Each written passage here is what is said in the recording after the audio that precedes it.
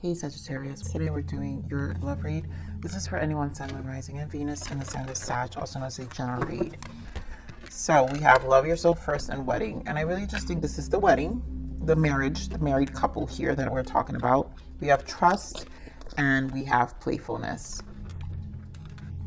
So for those of you where I do feel this love yourself first, there's like a selfish energy coming through. And it could be your person, right? Where this person is battling their needs. I'm getting this energy of, you know, when you're in the marriage bubble for so many years, there is an energy of getting used to things. And there are some level of spoiling that happens when you're married, you know, especially I say it because I have a lot of married friends and I've been single for 8 years. I was in a relationship for 11 years prior to that. But the spoilages that come from relationships, from committed relationships, it doesn't matter what level it is, because I was never really spoiled in my connection. But there were things that my partner did do for me that I no longer had, right? So having to show, I'm feeling a sense of needing appreciation. Someone is too much focused on themselves and not really thinking about the relationship, the union, the reason behind why I feel this way. So here we have trust and playfulness. And I feel this is more the energy for those who are just dating, and this person is probably mindful. So they need to make sure that you're worthwhile, right? That both of you are, the spending that we're doing is fun, right? Playful. We're having a great time, but at the same time, the spending is important. This is long term. There's a lot of, it feels very responsible. It just feels responsible, you know? So calmer waters here, honeymoon energy, which is 6 of Swords. I did see that during shuffling. So this person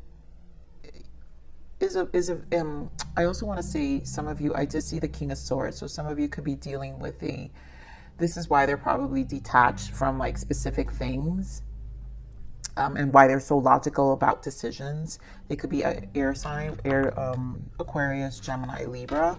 And the fact that I saw 6 of Swords. So those two strong air energies here. So let's see what else we got.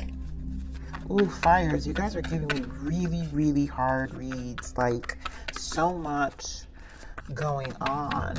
Like, serious. Gotta lighten up. Okay. So, here we have passion ignited. Ace of Wands, right? And I'm really just feeling with this Ace of Wands that the compromise, that you guys, things will resolve. Try to find things that really keep you guys connected. Don't let the fights get to you. Here we have the intuition and the 6 of Wands, victory and success. You know, before the 6 is the 5. So the challenges that are happening, you guys have to really internalize things and then persevere from, you know, give each other recognition of your valid points. And then also, validate them, you know, understand them, right? And then Chariot, to me, Chariot always feels like such a business energy. Chariot's the number 7, so it's usually our self-evaluation, it's our spiritual journey. So there's an internal thing that's happening, but Chariot happens external. So the need for balance, and someone here is very determined. I'm picking up, you could be dealing with a Cancer, a Pisces, and like I said, air sign as well. So we do have the spiritual strength here, which is the 9 of Wands. I just feel like the fights need to kind of stop. You know, this is about stability. There are valid points here. You both are very passionate. You know, for those who are dating, it's new. You know, for some of those who are just dating and like getting to know each other, been together for a couple of months, it's like, it doesn't change how you both feel about each other. And the progression of the Ace of Wands. Ace of Wands usually, to me, are like a year duration. Like anything of the Ace is something that you have to invest in for a year.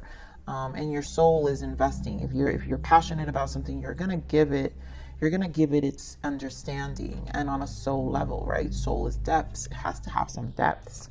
So give me more on this Ace of Wands.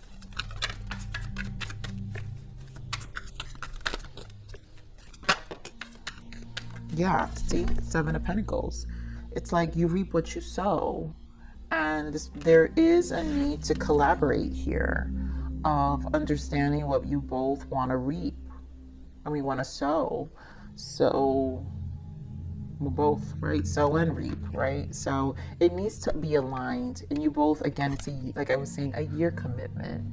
So it's like you guys both have to come to some level of agreement of what that's going to look like. What's giving me, yeah, Decision and Ten of Wands. So it's very burdensome right now. It's like, I feel like for someone really does feel the heaviness of the decisions that need to be made, the finances. Because again, we're talking about Pentacles here. What is it we're putting effort towards? And it doesn't take away from the connection. You guys are together, you know, they know this is a union, but we need to align. We're lovers.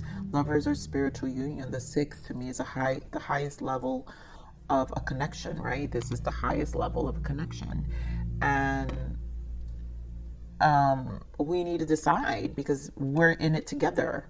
So this burden and these arguments aren't going to really take us anywhere. Ten of Swords, exactly. You know, mentally, all of it needs to be dropped. The mental, and it's because, again, finances take tolls on connections, you know, and decisions. So, wow, Ten of Cups. So this, I mean, a lot of tens are representing one, cycles changing, but also it's just representing this very committed relationship, or just the happiness. To me, how good you guys feel together. I mean, this is a commitment, meaning this is long term also for those who are, you know, been together for a few months and are just dating. Because again, this person is thinking long term, right? So give me more on this High Priestess.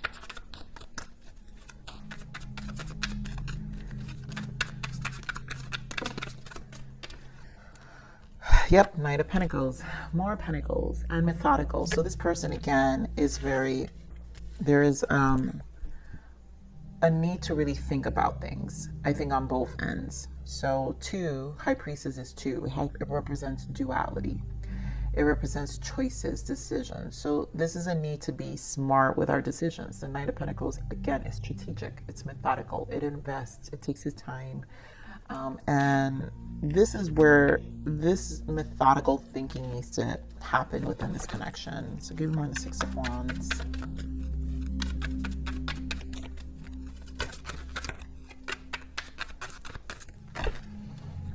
All right, this is a lot. So 3 of Swords, there goes that 10 of Swords again, the 6 of Swords that I told you guys, the 10 of Pentacles, which is the relationship, and there goes that Ace of Wands again. So this is, it just needs, you guys have to persevere, right? The 6 is about perseverance, the Wands.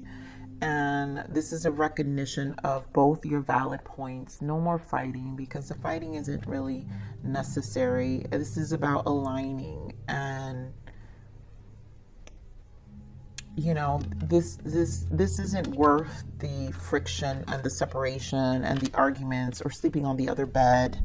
You know, so just it's time to move to calmer waters. I'm just feeling persevere. 6-6, and you know, lovers is a 6-2. So 666 is about choosing love, the frequency of love, and not fear. And so it also requires, 6 is harmonizing. It requires the compromise. And if one partner fears and the other partner needs to feed it with love, so it balances out. So this harmonization between two people, that's why the lovers is the number 6. This is a constant unconditional love, understanding that needs to take place. And it's, you know, it's because this commitment, 10 of Pentacles, it's not going anywhere. And once you guys free your mind from this, whatever is exhausting you both, and coming to an agreement, this allows for the release and the beginning of a new way of reaping and prioritizing and seeing what matters, what's important. So give me more of this Triumph here. Why is the Chariot? This strong determination here. I mean, who isn't more determined? Like I said, what did I tell you guys? Someone here, this is Queen of Pentacles. One of you guys are Capricorn cusp, your earth sign cusp, Capricorn cusp here, Queen of Pentacles. This is very determined of keeping grounded energy, finances, stability. Again, in the marriage, this is probably the one who thinks more about long-term goals. Someone here is that person and the other person is, so it's a constant battle and a conversation, and that's just how relationships are, right? We don't all come with the same strengths. Sometimes we do, but sometimes we don't always do. So this determination to keep the stability, this is what this person's goal is. You know, and they see it for the relationship, because they don't just see it for themselves, because if they're arguing and battling about it, it's because they see it for the connection. So the progress here, 8 of Wands, you know, they're willing to work things out, but this is what's going to bring the change. So let's see what the message and guidance is for you, Sag. Let's see what the message and guidance is for you. What's the message and guidance for Sagittarius? So, I knew it. 2 of Pentacles, 8 of Swords, and here goes the 9 of Cups. And the 9 of Cups is that yes, it could be that selfish energy sometimes. So yes, blocking, there's an 8 of Swords energy here, or maybe you feel your person. I don't know who it is, you guys, at this point. I'm not going to make pretend every sign is a saint. But this 8 of Swords and the 9 of Swords is someone feels like someone's prioritizing their own happiness. This 2 of Pentacles, and it's a battle in terms, again, Pentacles representing physical things in our lives. So whether it's time, energy, whatever the case may be, this is where the High Priestess energy, both energies, this is where I'm saying choices and decisions have to sit with themselves. Be methodical about their intentions and what they actually want in a relationship. I mean, you know, the 8 of Swords is self-inflicted. So either you feel like this about your person, but I'm saying this is Spirit giving message and guidance for you. So this could be you, Sag, where it's like someone's got to, you know, you both can reason. There's a way to reason out of this. So, you know, again, 9 of Cups can be very, very selfish in terms of not seeing the other side. So there's a need to kind of expand the mind and see the other person's side as well. So what's the message? What's the blockage for this connection? What is the blockage? I mean, seriously, gratitude. An attitude of gratitude will transform your paradigm. I mean, the opposite of selfishness, it's needing to be grateful, and there's just a need to remember the things we are grateful, what really matters to us. So, and then meditation. We keep talking about the High Priestess. Search within and find peace, wholeness, and love.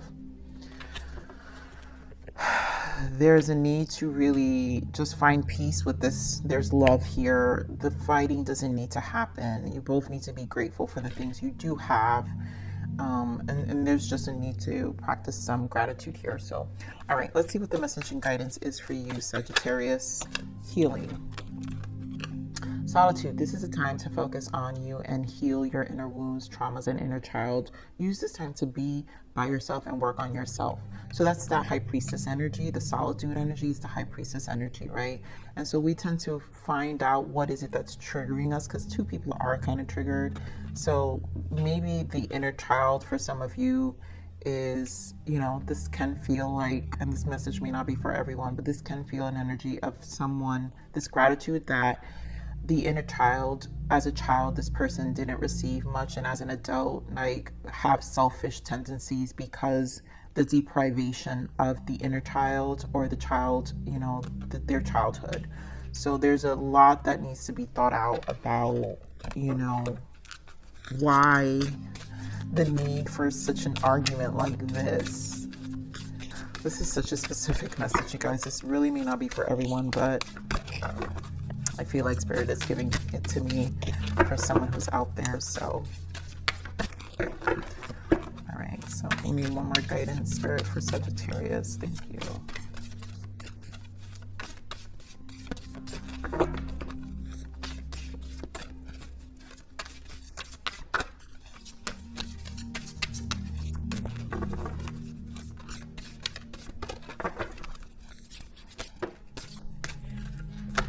Yep, ego death.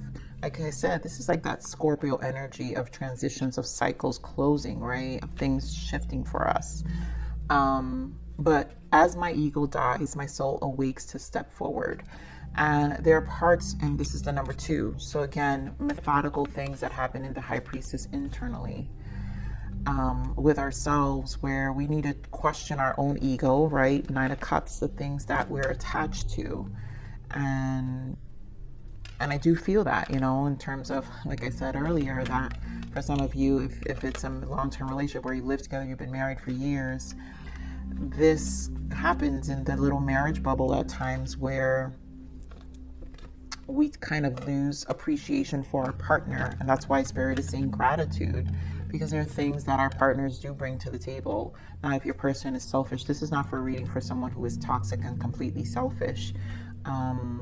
Because I don't feel that Spirit is obviously not giving that message. And and Spirit will not, the universe never operates for you to stay in toxic environments. That's just not. The understanding of how the universe operates is to understand ourselves and what we're attracting. So our energy vibrates at a level, and so whatever that level is what we're going to experience and what we're going to encounter and what we're going to live out. So this is more, you know, the human has to always question their own frequency and vibration, because that's how we're living out our lives, based off of our own vibration. So we're responsible, basically. We're responsible, right? Ego death. As my ego dies, my soul awakes to step forward. What do we need for our soul to awaken? It's our own and everyone's individual journey. So, Sag, I'm going to leave it there. I love you. Please like, share, subscribe.